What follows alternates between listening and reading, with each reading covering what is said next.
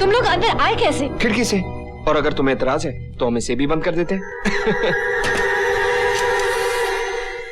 और दिव्या, तुम तो जानती हो ना, पर्सनल रिलेशनशिप्स बंद कमरों में ही बनते हैं। Shut up!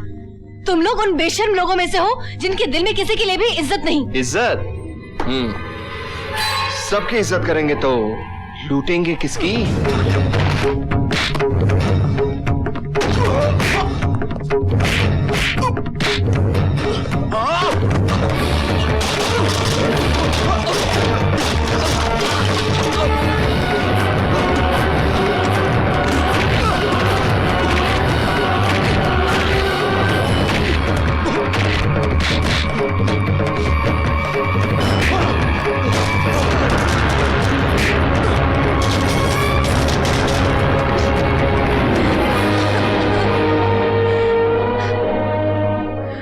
मेरी दिव्या को छूने की सजा तो मैंने उन्हें दे दी, लेकिन एक लड़की की इज्जत पर हाथ डालने की सजा अभी बाकी है।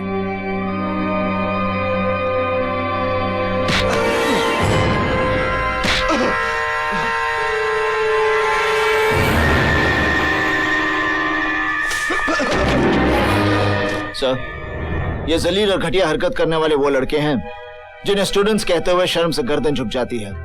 इन दोनों ने आज गर्ल्स हॉस्टल में घुसकर एक लड़की की इज्जत लूटने की कोशिश की। अगर मैं इस कॉलेज का एक स्टूडेंट नहीं होता तो इन्हें पुलिस के हवाले कर देता, या इन्हें इतना मारता कि इनके घर वाले इन्हें पहचानने से इनकार कर देते। Throw them behind the bars. इनको पुलिस की हिरासत में दे दो। नहीं सर, आपने अपनी पूरी जिंदगी देकर इस कॉलेज की रेपुटेशन बनाई है। आप हम सबके आदर्श हैं। इन दोनों ने जो जलील हरकत की है उसकी सजा आप इन्हें देंगे। लानत है, मेरे कॉलेज के स्टूडेंट्स, नेवर। मैंने तुम दोनों को इस कॉलेज से रेस्ट्रिकेट कर दिया, and I will see to it कि तुम दोनों को किसी भी कॉलेज में एडमिशन ना मिले। हमें माफ कर दीजिए सर, हमसे भूल हो गई। हमारा करियर स्पॉइल हो जाएगा सर। हम होश खो बैठे थे सर। सर, हम आपसे वादा करते हैं, जिंदगी में ऐसी भूल दोबारा नहीं करेंगे सर। हमारा विश्वास कीजिए, हमें माफ कर दीजिए सर। अगर दुनिया में तुम्हें कोई माफ कर सकता है तो वो है वो लड़की दिव्या। दिव्या, हमें पता है कि हम माफी के काबिल तो नहीं है, मगर इंसानियत के खातिर हम हाथ जोड़ते हैं। हमें माफ कर दो प्लीज। इंसान की पहली गलती तो भगवान भी माफ कर देता है। Please forgive us. Come on यार दिव्या, माफ कर दे, गलती किसी से भी हो सकती है। अगर ये हरकत इन लोगों ने प्रीति के साथ की होती तो तुम क्या करते? हाथ पैर तोड़ देता मैं, लेकिन फिलहाल तुमसे हाथ जोड़कर माफी मांग रहे यार, माफ कर दे। दिव्या, एक बात कहें, तुम्हारी जैसी खूबसूरत लड़की को देखकर मरे हुए आदमी का भी दिल धड़क उठे। फिर तो ये जीते जागते नौजवान है, इनका क्या हाल होगा? अरे तुम इसे मना रहे हो कि पटा रहे हो? अरे यार, बनाने के लिए ही पटा रहा हूँ। दिव्या प्लीज इन लोगों को माफ कर दो। दिव्या, चाहे तुम टॉस करवा लो या डेमोक्रेटिक तरीके से वोटिंग करवा लो, पर रिजल्ट सिर्फ एक ही होगा कि तुम्हें इन दोनों को माफ कर देना चाहिए। दिव्या, जहाँ सब लोग तुम्हें इतना मना रहे हैं वहाँ तुम्हें मान लेना चाहिए, वरना हम लोग सब समझेंगे कि तुम्हें अपनी खूबसूरती पर कुछ ज्यादा ही गुरूर है। कम ऑन प्लीज, माफ कर दो ने। सुनो, मेरे पास एक सोल्यूशन है। मैं एक जोक सुनाता हूँ और अगर दिव्या ने मुस्कुरा दिया तो समझो तुमको माफी हो गई, ठीक है? तो एक बार क्या होता है कि एक पत्नी अपने पति से पूछती है कि पुराने जमाने में राजा महाराजाओं की 100 बीवियां हुआ करती, वो उनको खिलाते क्या थे? तो पति ने कहा, अरे उनके खाने की छोड़, 100 बीवियां रखने के लिए वो खुद क्या खाता था। लगता है इनको माफ कर दिया।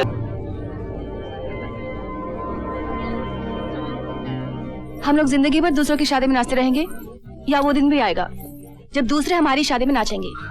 दूसरे भी हमारी शादी में नाचेंगे, लेकिन दिव्या, आज रात मैं बिजनेस के सिलसिले में लंदन जा रहा हूँ। वहाँ से लौटते ही शादी की तारीख तय कर लेंगे। ये बताने के लिए तुम्हें आज का ही दिन मिला था? उस दिन मैं हॉस्टल में तुम्हें यही बताने आया था, लेकिन उन कमीनों की वजह से बात रह गई। तुम ये क्यों नहीं कहते कि तुम्हें ग्रेजुएट बीवी चाहिए? क्योंकि 2 महीने के बाद मेरा फाइनल एग्जाम है। कितने बजे की फ्लाइट है? देखो, तुम मुझे एयरपोर्ट छोड़ने नहीं आ सकती क्योंकि मेरा छोटा भाई मुझे छोड़ने आ रहा है। भैया, अब तक आप मेरे साथ थे ना? मुझे कभी किसी बात की कोई कमी महसूस नहीं हुई, पर आज आप लंदन जा रहे हैं, मुझे लग रहा है आपके साथ मेरा सब कुछ जा रहा है।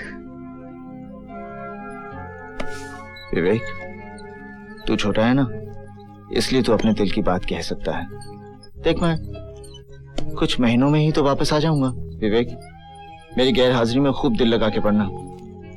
अगर तुम ग्रेजुएट नहीं हुए तो तुम्हें पता है ना, पापा की विल के मुताबिक तुम्हें कंपनी के आधे शेयर्स नहीं मिलेंगे।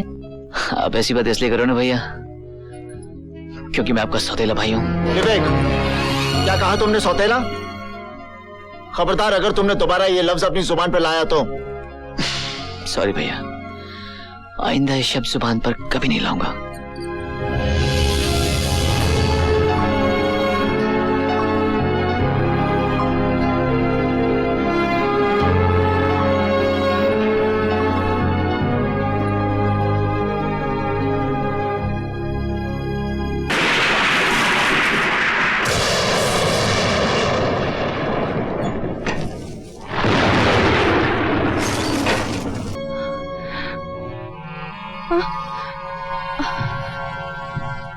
दिव्या, तो रात को वहां कैसे पहुंच गई? न जाने मैं वहां कैसे चली गई। मुझे लगा मुझे कोई पुकार रहा हो। ये पुकार किसकी थी दिव्या? किसी मर्द की या औरत की? ये तेरी तरह नहीं है, इसको किसी लड़के को पुकारने की जरूरत नहीं है, बस इशारा कर दो चल देती है। जस्ट शट अप यार। वो तो अच्छा हुआ मैंने तुझे गेट से बाहर जाते हुए देख लिया। तुम लोग कॉलेज जाओ, मैं तैयार होके आती हूँ। Okay, bye Divya. Bye bye Divya. Bye bye.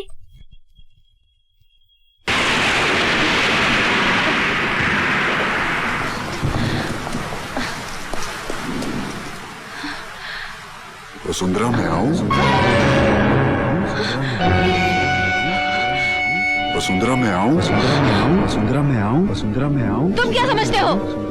इस तरह से छुप छुप की आवाज देने से मैं डर जाऊंगी? अगर हिम्मत है तो सामने आओ। आओ।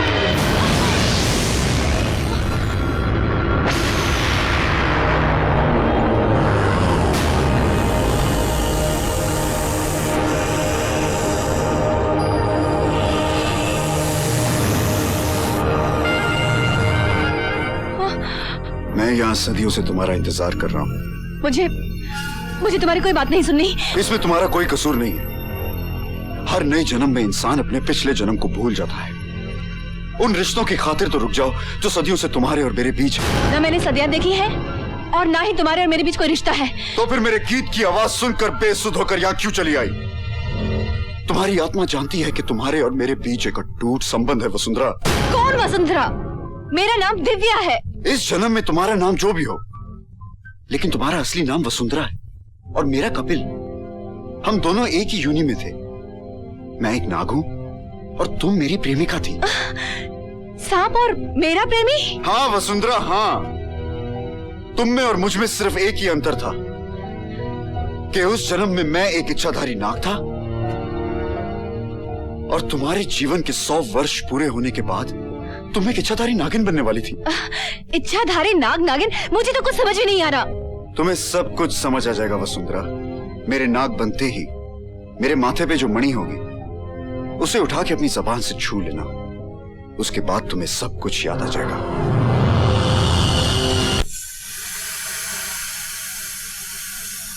नाग, नागिन, आज तुम दोनों के कारण मेरी वर्षों की तपस्या भंग हो गई। आज पूर्णमासी की रात मेरा ईश्वर से मिलन निश्चित था, जिसे तुम दोनों ने खंडित कर दिया है। इच्छाधारी नाग, मैं तुझे श्राप देता हूं।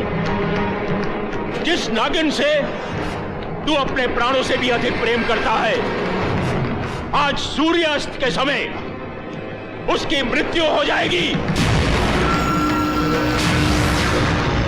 तू अकेले ही जिएगा और तेरा जीवन तेरे लिए श्राप बन जाएगा।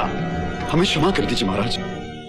अगर हमें मालूम होता कि आप अपनी तपस्या में यहाँ लीन हैं, हम यहाँ भूल से भी नहीं आते महाराज। हम यहाँ भूल से भी नहीं आते।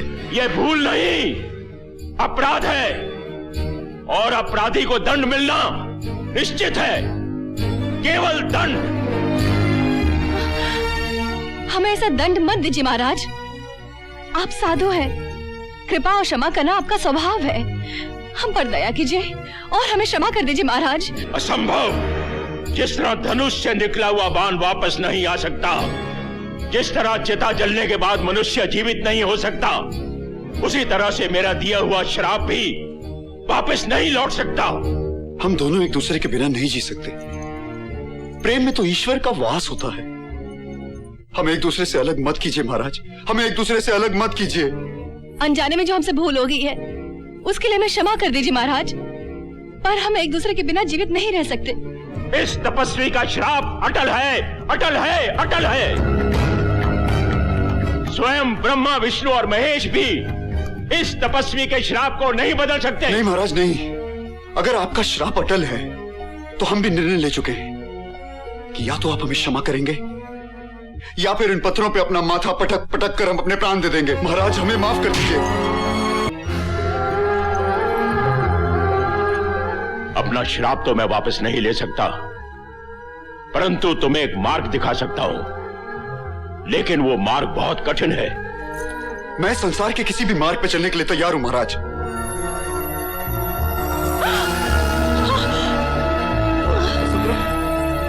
नहीं वसुंधरा, वसुंधरा मुझे छोड़ के मत जाओ वसुंधरा, वसुंधरा, वसुंधरा, वसुंधरा, वसुंधरा तुम मुझे छोड़ के नहीं जा सकती वसुंधरा, वसुंधरा, वसुंधरा मैं तुम्हारे बगैर जीवित नहीं रह सकता वसुंधरा, तुम मुझे छोड़ के नहीं जा सकती वसुंधरा, नहीं वसुंधरा, वसुंधरा तुम मुझे छोड़ के नहीं जा सकती वसुंधरा, नहीं। तुम्हें अपनी वसुंधरा को पाने के लिए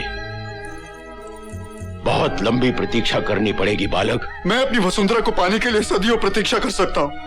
तो सुनो, वसुंधरा का जन्म 21वीं सदी में एक कन्या के रूप में ही होगा, और उसी जन्म में तुम दोनों का प्रेम अमर हो जाएगा। मैं इस संसार में अपनी वसुंधरा के अलावा किसी को नहीं देखना चाहता। आप मेरी ऐसी व्यवस्था कर दीजिए कि जब भी देखूं अपनी वसुंधरा को ही देखूं। आज से इस बरगद में ही तुम्हारा वास होगा, और 21वीं सदी में वसुंधरा के पुकारने के बाद ही तुम इस बरगद से बाहर आओगे। सदियों की तेरी ये प्रतीक्षा ही तेरे लिए वरदान होगी, और तुझ में ऐसी अद्भुत शक्तियां आ जाएंगी कि तुझ पे विजय प्राप्त करना असंभव होगा। परंतु तेरी पराजय केवल उस मनुष्य के हाथों होगी जिसमें ईश्वर की दी हुई दिव्य शक्तियां होंगी। जाओ, प्रवेश करो।